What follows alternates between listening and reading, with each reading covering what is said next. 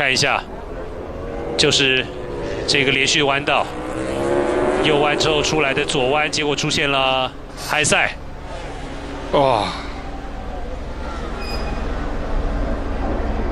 你看他人被车撞到后又往后弹飞，对，更远，所以表示那个撞击力道真的很强。